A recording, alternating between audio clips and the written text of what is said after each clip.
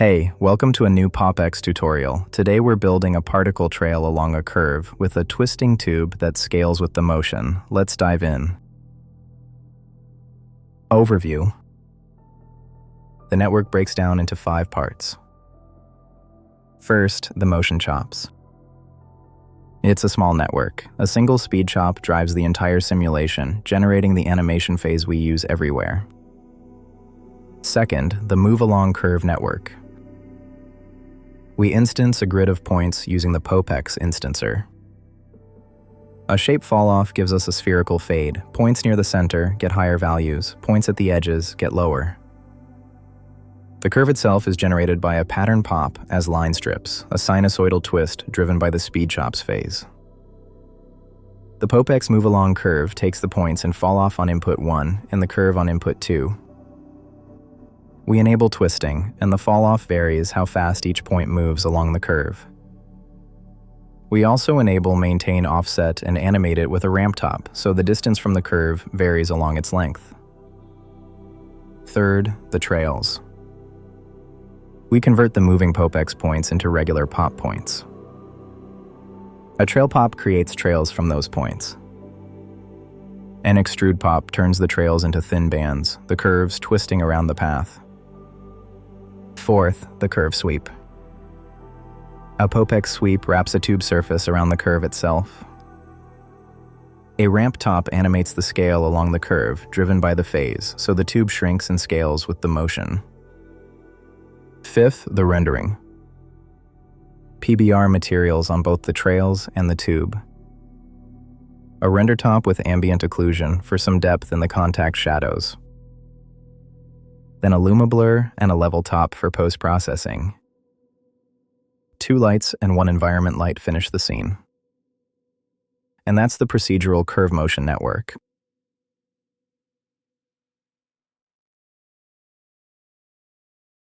Hey, before we dive in, I want to show you popx.tools, the official POPX website. Here you'll find a Getting Started page with some basic examples. An installation guide. Comprehensive documentation for every operator, and a changelog for each version. Everything else lives on Patreon. That's where you get POPX itself, all the releases, the tutorials, and the project files. The links for the website and Patreon are in the description. All right, let's get into building it. Motion chops. Now let's build the motion chops network. Drop in a speed chop and set its speed parameter to 0.1. Go to the Common tab and rename its channel to speed. Drop in a keyboard in chop and reference its channel into the speed chop's reset pulse parameter.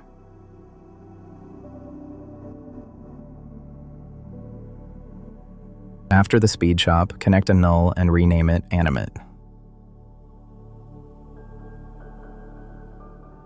And that's the motion chops network. Move along curve. Now let's build the move along curve network.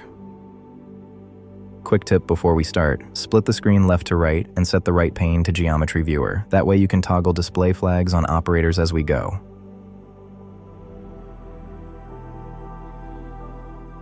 Drop in a POPX instancer and toggle on points only. We just need points, so no input is required.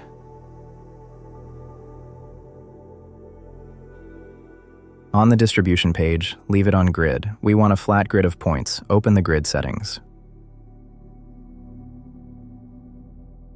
Set grid X to 15 and grid Z to 15. Set the uniform scale to 0.5. That gives us a simple grid of points.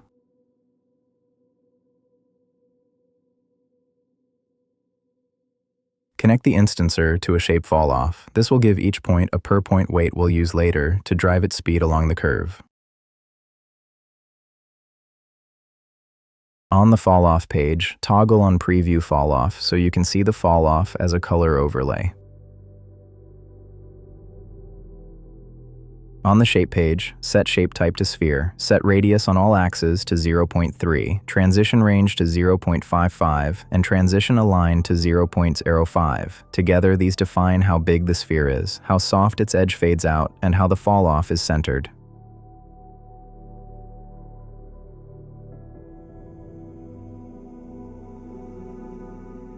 This gives us a spherical fall-off. Values are high near the center and fade smoothly to the edges. It'll drive how fast each point moves along the curve. Now we build the curve itself. Drop in a pattern pop. Change the wave types to ramp, sine, sine. That's the x, y, and z components of the curve. X ramps linearly to give the curve its length, while y and z get sine waves for the twist.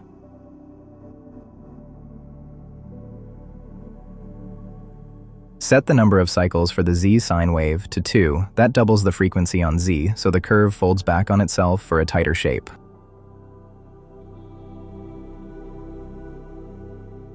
Reference the speed channel into the phase of the y sine wave. Now the y component drifts over time, animating the whole curve. Set map to high values to 2 for x, 0.2 for y, and 0.1 for z. That stretches the curve along x, while keeping the y and z amplitudes small for a gentle wave.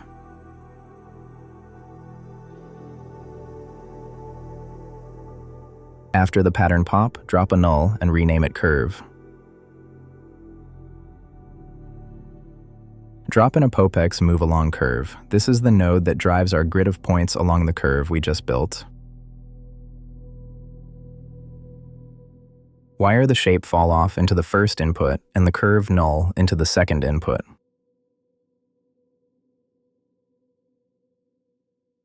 Set the mode parameter to solver. We want this to behave like a simulation.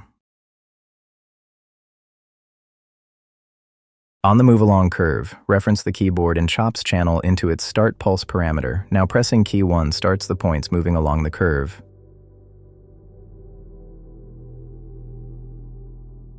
On the attach page, set the attach method to distribute, reset, and you'll see the points spread evenly along the curve.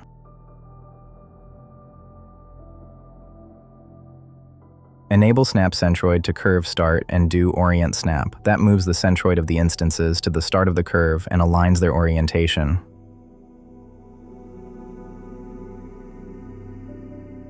Leave normal axis and up axis on their defaults.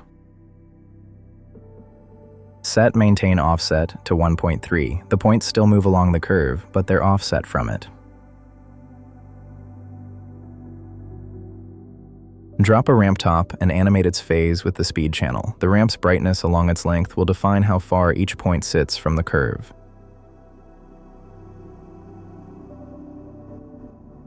Set the ramp top's resolution to 1024 by 1024 and the pixel format to 32-bit float RGBA. That gives us a clean, high-precision ramp for the offset values.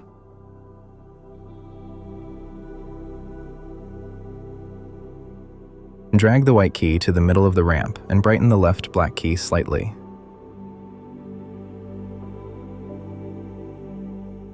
Connect the ramp top to a null and rename it offset ramp. The null gives us a stable, named handle to reference downstream.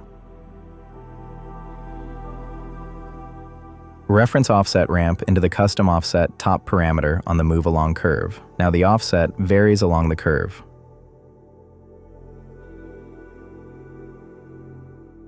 On the animate page, enable do fall off. Now the fall off drives the point speeds. Set speed to 0.75. That's how fast each point travels along the curve at the fall-off's peak. Enable output, goal attribute. We'll use this for the trails later. For twist, write the expression 360 times 8. That gives a strong twist as the points travel.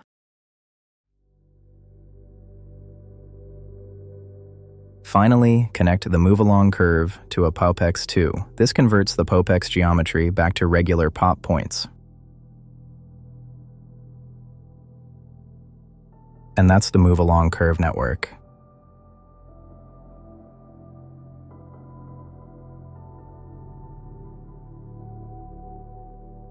Trails. Now let's build the Trails network. Connect the POPX 2 from the previous network to a trail pop and turn on its display flag.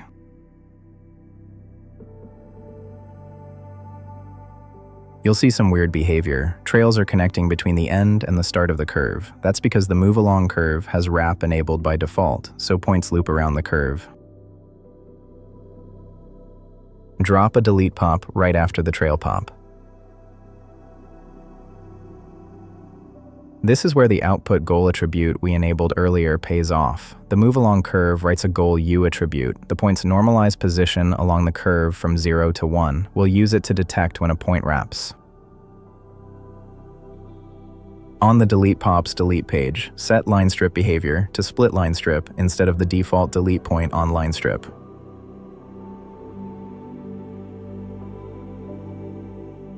Switch to the attribute page. Set the attribute to goal U, leave the function as smaller than, and set the value to 0.01.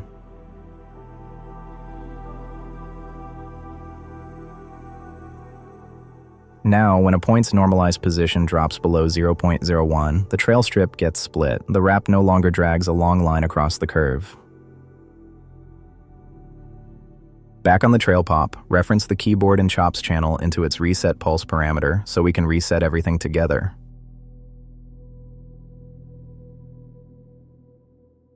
Set the trail length to 0.5. You can push this higher later for longer trails. Connect to the delete pop to an extrude pop. This gives the thin trails some surface, so they read as bands. On the extrude, set axis to X and distance to 0.01.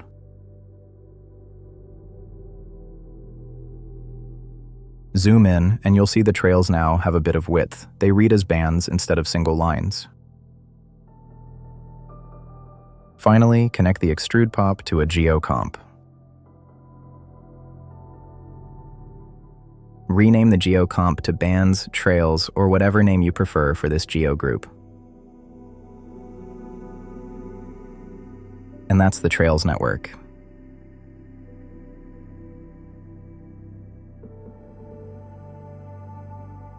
Curve sweep.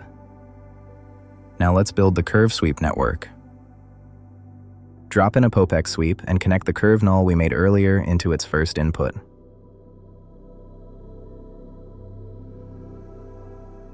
After the sweep, connect a null, then connect that null to a geocomp.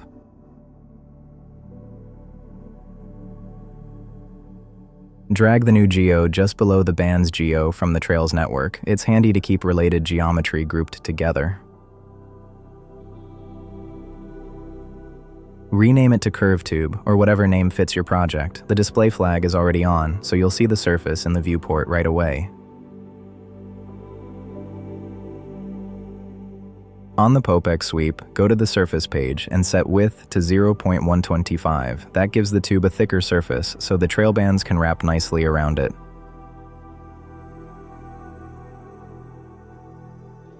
You can also drop columns to 6 if you want lower resolution, or leave it at the default of 8.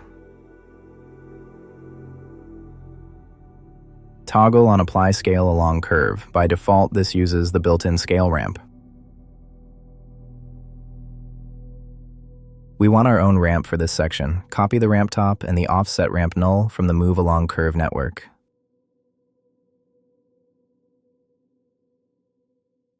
Rename the copied null to scale ramp so we can address it independently. Reference the scale ramp into the custom scale top parameter on the POPX sweep.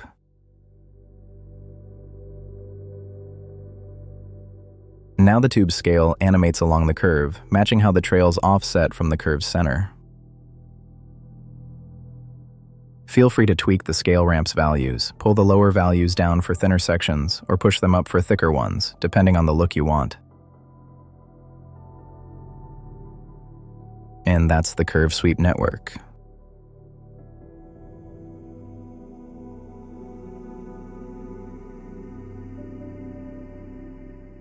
By the way, If you don't want to build the network from scratch, you can grab the project file from Patreon, along with the project file for every tutorial I made. The link's in the description. Alright, back to building. Rendering. Now let's set up the rendering. Instead of building this from scratch, we're going to copy the rendering network from the project file and walk through the setup. First, switch the left side viewer from Geometry Viewer to Panel. It's already referencing our project panel, so you'll see the render output directly. We're using two PBR materials, one for the bands and one for the tube. Each has its own metallic and roughness values for a slightly different surface feel. Drag the first PBR material onto the band's geos material parameter and the second onto the tube geos material parameter.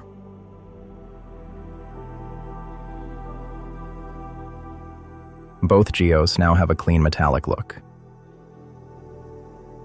You'll notice the bands are still tinted with the fall-off colors. Go to the shape fall-off and toggle off preview fall-off to clean that up.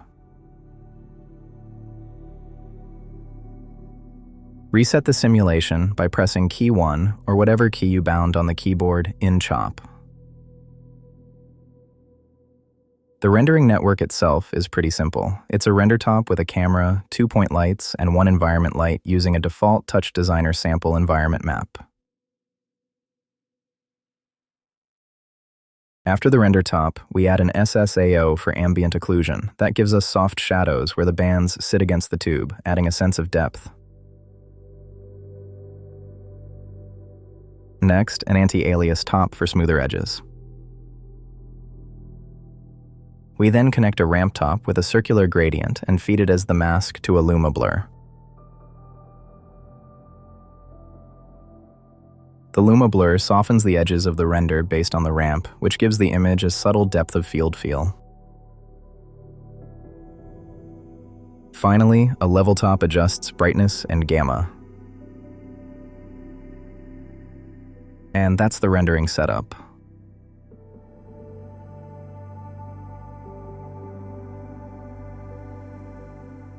Thanks for watching, and huge thanks for the support. That's what keeps POPX evolving and the community growing. Come hang out on our Discord to ask questions, share ideas, or just chat with other creators. The links to the project file and Discord are in the description. See you in the next one.